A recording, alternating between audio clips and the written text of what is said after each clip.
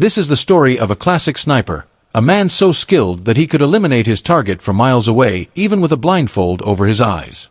But this sniper wasn't always a killer. Once, he was just an ordinary math teacher who hated war and weapons. However, one day, something happened that changed his peaceful life forever, transforming him from a gentle teacher into a ruthless sniper. The story begins in a small village in Ukraine, where we see a modest little house. Inside, a couple lives happily. The man's name is Mykola, and his wife's name is Nastia. Nastia is an artist who carves wooden statues and creates beautiful art pieces. Mykola, on the other hand, is a math teacher at a nearby school. He's a good teacher, loved by all his students, except one, a boy named Evan. Evan is a spoiled and arrogant student from a wealthy family. Every day, he mocks and disrespects Mykola in class, trying to provoke him. Evan wants Mykola to lose his temper and hit him, so he can complain and get him fired. But Mykola is a calm and composed man. He never reacts to Evan's insults and continues living peacefully. Mykola's home has no modern electronics like a TV or radio, so he's often unaware of what's happening in the outside world. One day at school, he hears breaking news on TV. Russia has attacked Ukraine. Many soldiers have been killed, and Russian forces have occupied several regions. That evening, when Mykola returns home, he receives some wonderful news. His wife Nastia is pregnant. Overjoyed, the couple celebrates, excited to become parents soon. The next morning, Mykola says goodbye to Nastia and leaves for school on his bicycle. On the way, he notices two soldiers standing by the road, smoking. Their uniforms look strange, nothing like those worn by Ukrainian soldiers. Mykola finds it odd, but assumes that maybe the government changed the army's uniforms recently. So, he ignores it and continues to school. When he arrives, he finds the school completely empty. Not a single child has shown up. The silence feels unsettling. He turns on the TV and learns that Russian soldiers have invaded Ukraine and taken control of many areas. At that moment, he realizes the soldiers he saw earlier weren't Ukrainian at all. They were Russians. They turned out to be Russian. Realizing this, Mykola worried for his wife. She was alone at home. He jumped on his bicycle and raced back, but it was already too late. When Mykola reached home, he saw the two soldiers brutally beating his wife. He tried to save her, but the soldiers beat him as well. Mykola begged them, "Please don't kill my wife, she's pregnant." The soldiers paid no heed and continued to beat them both. A little while later a Russian soldier searched the house. Finding nothing of value, he flew into a rage, set Mykola's home on fire, and left. Watching their house burn, Nastia became frantic with anger.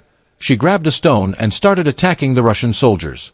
Seeing this, one soldier fired his gun. Nastia fell and died on the spot.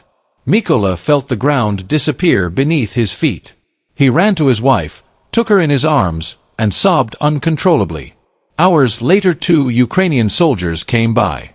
Seeing Nastia dead, they felt deep sorrow. One put a hand on Mykola's shoulder and urged him not to lose hope. The two soldiers began to dig a grave for Nastia and told Mykola to bury her there.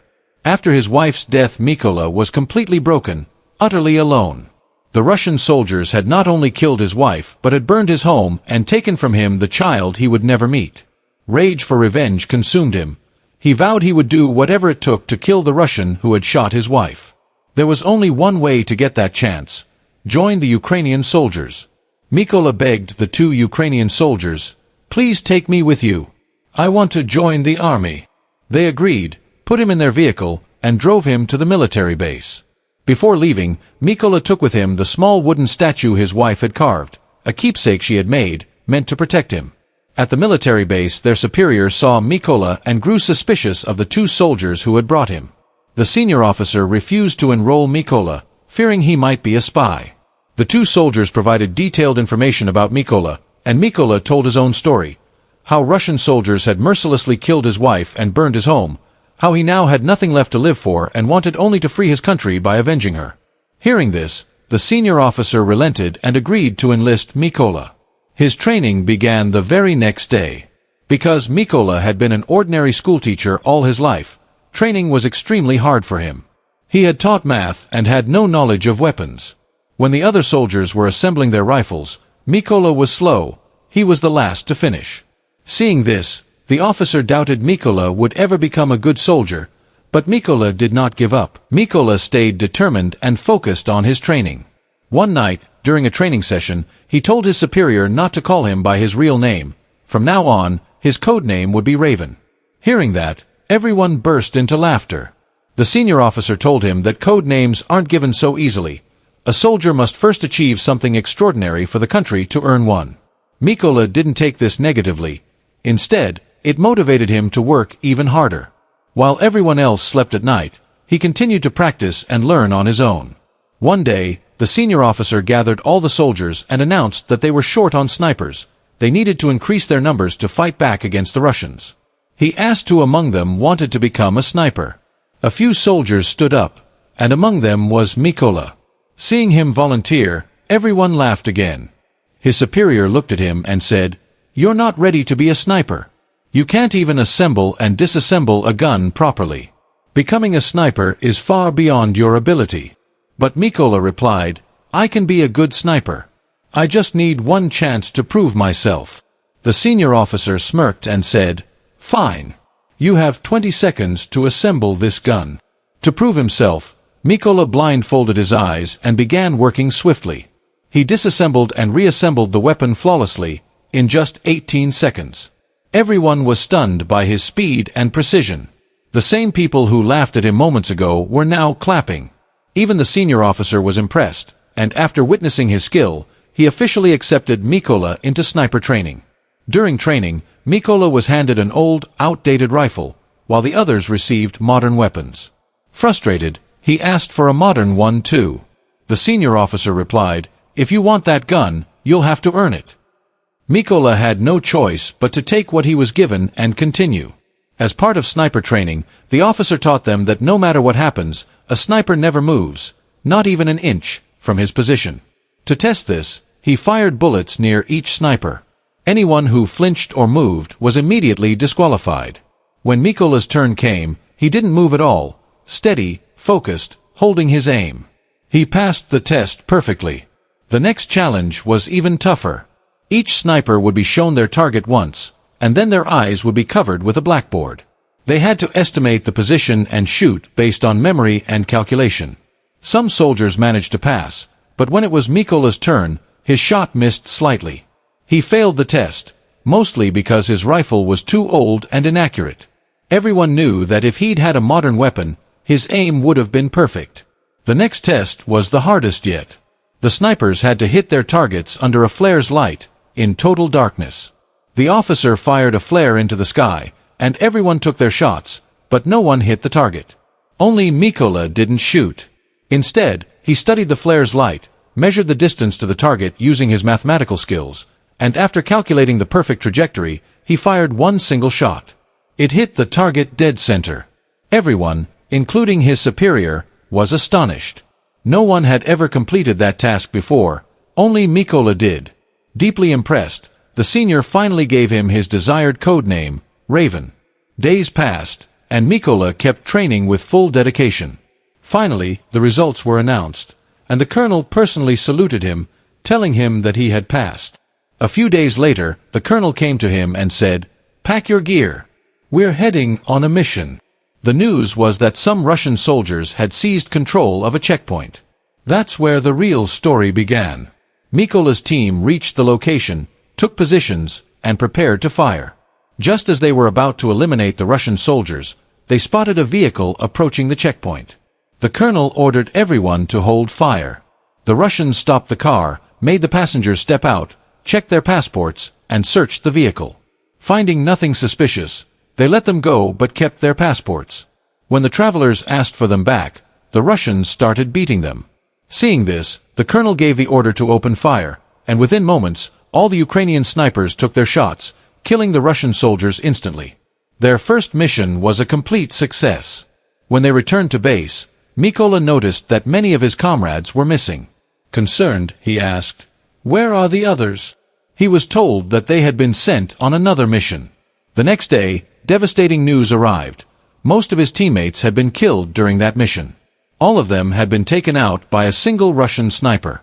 That sniper's name was Sergei. He was the best Russian sniper. Days passed as Mykola and his team moved out for their next mission. They reached the location, laid mines all around, and took up their positions. After a while the Russian soldiers arrived, and Evan was with them.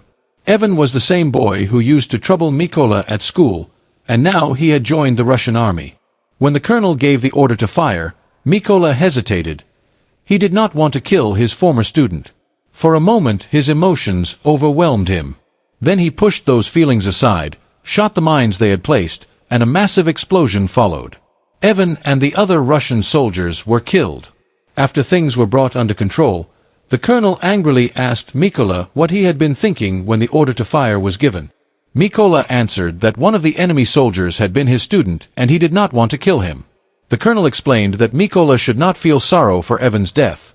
On that ground, Evan was no longer a student but an enemy, and joining the Russian army had been Evan's own decision. There was no reason to grieve for him. They completed the mission and returned to base. The colonel trusted Mykola completely and spent much of his time with him. The colonel showed Mykola a family photo and told him that he had 3 people at home. His daughters didn't even know their father was a soldier. He had told them he worked in business, and his wife had never told the children that he was in the army. Mykola, in turn, told the colonel the whole story of how the Russian soldiers had mercilessly killed his wife. He became emotional while recounting it, and the colonel comforted him.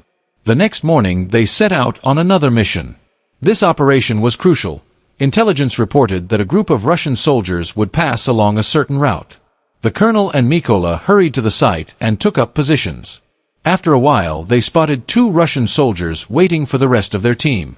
Mykola noticed, to his shock, that one of them was the soldier who had shot his wife.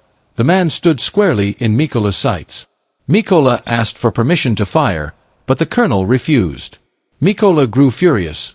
That soldier had killed his wife, and Mykola had joined the army to avenge her. He asked again for permission, and again the colonel refused. Unable to control his emotions any longer, Mykola fired anyway. The shot struck, and the soldier died instantly. But the worst consequence was that the Russians now knew the location of their position. The colonel asked, "What have you done?" Worse still, Sergei, Russia's most dangerous sniper, was nearby and had detected their location. The colonel realized Sergei was close and began searching for him, but before he could pinpoint Sergei's position, Sergei took a headshot and the colonel was killed instantly. Mykola understood, with a cold clarity, how grave his mistake had been. His action had cost the colonel his life. The Russians intensified their assault with heavy firing and bombardment.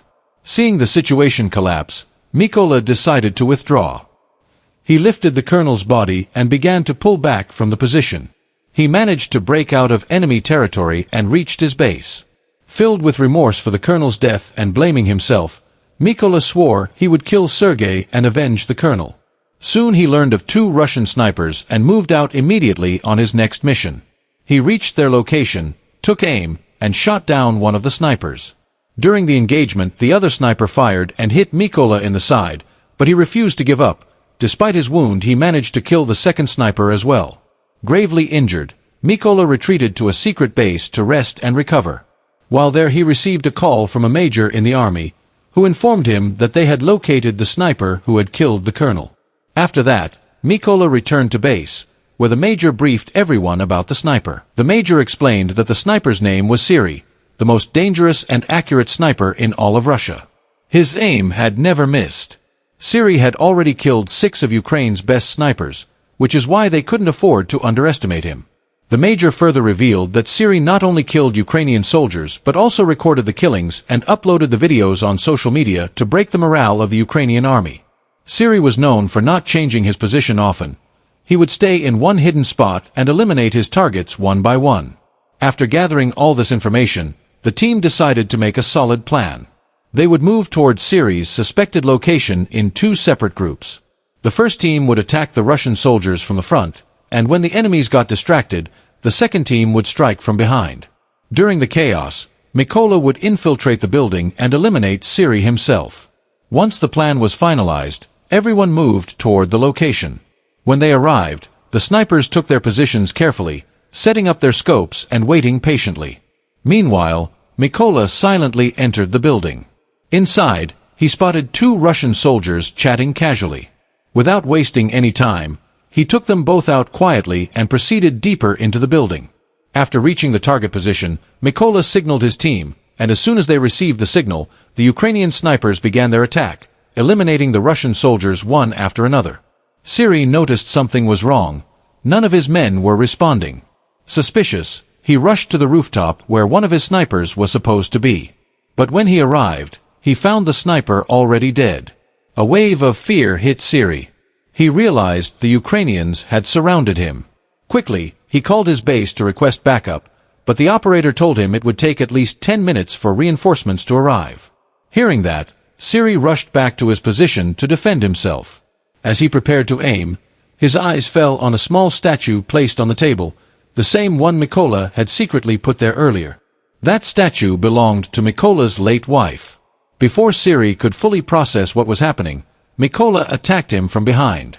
A brutal fight broke out, and Mykola stabbed Siri multiple times, finally killing him.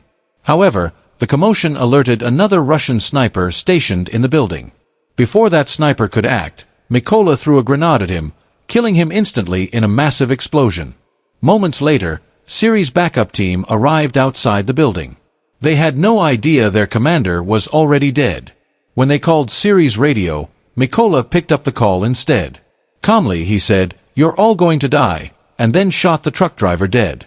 Gunfire erupted instantly. The Russian soldiers jumped out of their trucks in panic, unaware that Ukrainian snipers were already aiming at them from hidden positions. Within minutes, the Ukrainians opened fire, killing every last one of them with precision. Days later, Mykola visited his wife's grave. Standing there, he fulfilled his promise. He had avenged her death and the death of Colonel. Looking at her grave, he quietly swore that he would continue to serve and protect his country until his last breath. After that, he walked away, and the story came to an end. If you enjoyed the video, don't forget to like it and subscribe to our channel.